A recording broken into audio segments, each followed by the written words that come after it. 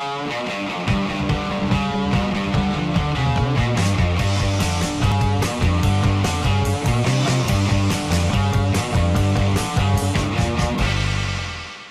some tosser sent me this video. Yeah, athletes have to be, I mean, in competition testing, you know, it looks good, it sounds good, but the key is out of competition stuff. When people are away, training camps, training hard, trying to recover, that's the key. I'm interested, you said there's always been doping. What substances were there?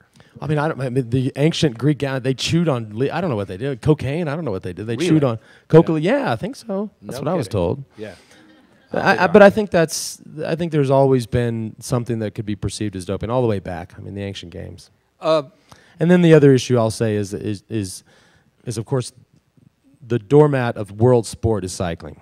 They're the sport that has taken it the hardest. Baseball, perhaps, but cycling has taken it harder than anybody else. Of course, perhaps the problem is bigger because the sport is so much harder. I mean, let's face it, 3 weeks on the roads of France over the Alps and the Pyrenees and through the heat is a lot harder than a 9-inning game. Yeah. It just is. I mean, any sport where you can do tobacco at the same time is not nearly as hard as the Tour de France. Exactly. But we've done more than I mean. If you went to Major League Baseball and you said you're going to have random, unannounced, out of competition controls, they would tell you you're crazy. Players Union, no way. We're not playing another game.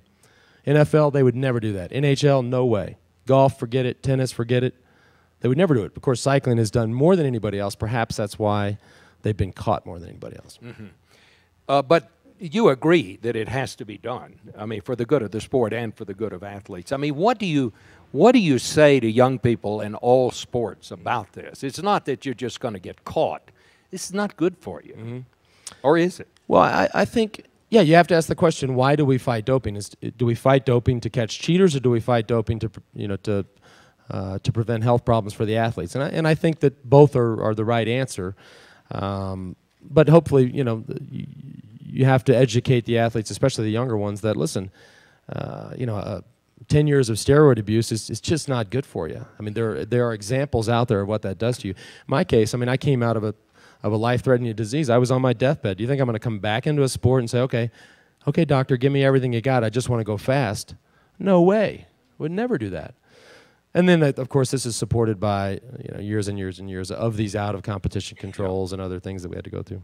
So NBA doesn't do blood testing for testosterone, GH, or EPO. NBA does all its own testing. But there's no drugs in basketball at all. There's no money in it. Same with the UFC.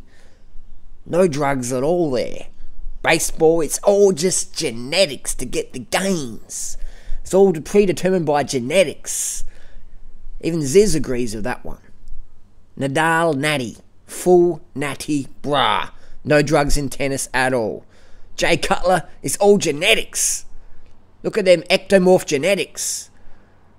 Baseball, just good training. Good training. You've never used your own blood for doping purposes, for example? Absolutely, that would be banned. Okay. I'm not trying to agitate you. I'm just trying to make sure your testimony is clear. Okay. Okay. So moral of the story, there's not enough money in pro sports for people to be tempted to take drugs to get an advantage over natural athletes. There's not enough money in it. Same on the YouTube community, fitness community.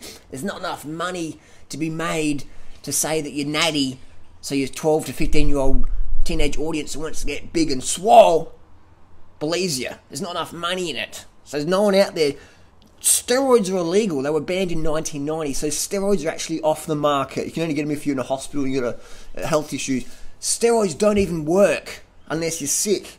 So there's a myth. There's a big myth out there that YouTubers or pro athletes are taking steroids to gain size and cuts to put out an impossible standard. That's just a big myth. It's all just genetics. Just genetics to get the gains. Become a stronger version of yourself. Steroids won't help with that. I've been swole as fuck since I was 14 years old on the fucking high school football team. Swole as fuck. I got a trembolone deficiency, my doctor said. My ear's itchy.